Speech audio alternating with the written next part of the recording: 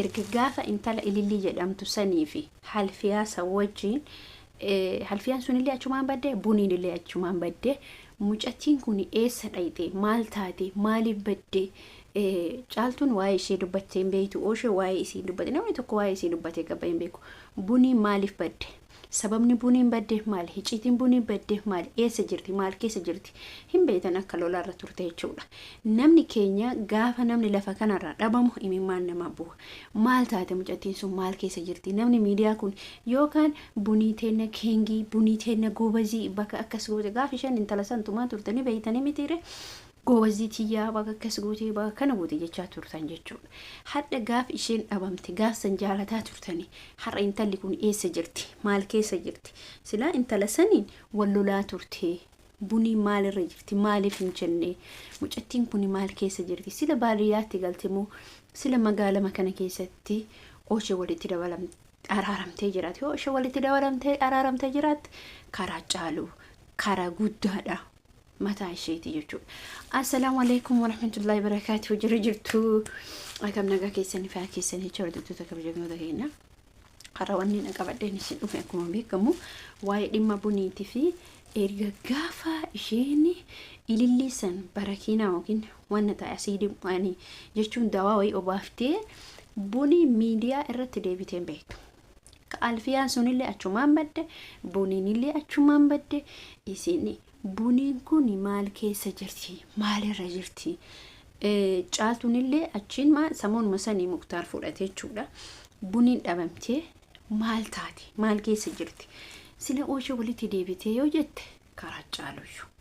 karaa guddaadha garuu nuti warri miidiyaa kun maaliif intalli tun eessa dhayxee duraan isii jaalataa turtanii duraan isii kabaja bunii baga akkas goote bunii baga akkana goote bakki isii waraamte gaafa isiin intala isa waraantullee jechuudha baga waraante fatiyaa san gaafa waraantullee maal taate maaliif jechuun garaa isin nyaatte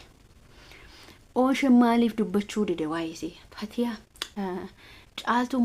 maaliif dubbachuu dide waa'ee isii maaliif dhayite sila yuutuubii harka hatamimu maal akka taate tunuu galuu dide bunii maal keessa akka jirtuuf waan keessa akka jirtu isiitu beeka isiif rabbitu beeka oosheen maal jedhe isinitti fakkaata caaltuudhaani nutu isin quubse nutu fuudhee yuutuubii isin harka kaa'ee wal qixa taanee jedhee ture jechuudha namni bitaaf mirgalle yoo dalagate faayidamaa mitiire gaafsa walaa qarqaaru walaa jabeessinuuf mitiire isin immoo warroonni chaanaalii bunii intalli kun maal taatee sagalee isii dhabne maaliif jechuun garaan isin nyaate maaliif jechuun sila namni gaafuma bakka lubbuun lafa kanarraa darbe beeluu kiyyaa xixixixixi jettan hadda gaafii tana namnumti tokkichi gabba'ee waa'ee bunii dubbateen beeku ilaadha hanga caaltuti jechuudha gaafa san buniin gabbaatee caalturra lolaa turte erga gaafa muktaar caaltuu fudhatee manatti gale maal taate buniin achi buutee dhabamte onlaayinirra ani hedduu eegaa ture dhugaa isiniin jedha baay'een eegaa ture bunii tana har'a dhufte boruu dhufte iftaan dhufte otoo jedhu ji'a meeqa lakkoofsisnee jira lammaffaa lakkoofsifnee jira jechuudha tokko wanni isii balleesse rakkoo isiis ta'uu danda'a hin ulfaata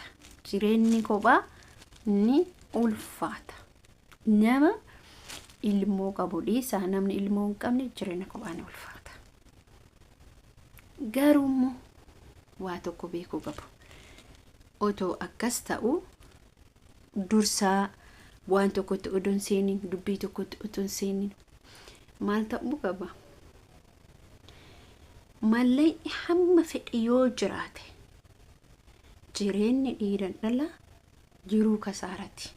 hanga feete qabaadhu fooqirraan qabaadhu mallaqarraan qabaadhu ani mallaqa qaba ani yuutuubii hojjedha ani galii argadha jechuun hin danda'amu namootuma yuutuubii hojjetanii rakkinna qaban hedduutu jira yuutuubiin kun nuti akka mataa keenyatti galii guddaa irraa argataa jiru warri galii guddaa irraa argatu sunuyyuu karakkatutu jira. Akkaataa itti fayyadama isaan beeknetu jira. Akkaataa isa injiraa miti dhugaan isin jedha. Akkaatama isaa jechuun wannuma kana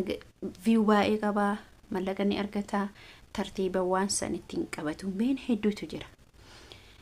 Shamarran keenya mallaqa qaba jettee kophaa iyyuu faayidaa akkasii hin qabu. Mallaqa qaba jettee kophaa fiiguun faayidaa akkasii hin qabu. Obboleettiin bunii gaafa duraa taa'e jechaan turte, gorsaa turte. Bunii mataa isheeti waan jettee ni beektan jechuudha. Waayee isheerratti jechuudha. Wannin isin jechuun ani yaadan kiyyaa dubartiin kophaa tarkaanfachuun ni ulfaatti.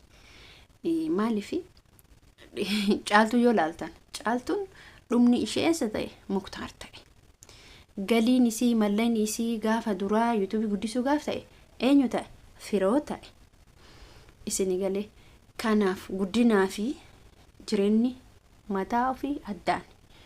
Galii galchuu fi jireenyi dhuunfaa fi jiraachuu addaan. Dalagoo nama tokko gaafa wajjin deemu hedani dalagoo baay'ee ulfaatudha. Isin galee dhumarratti wanni isin kaa'u barbaadu dubartii takkatu jira.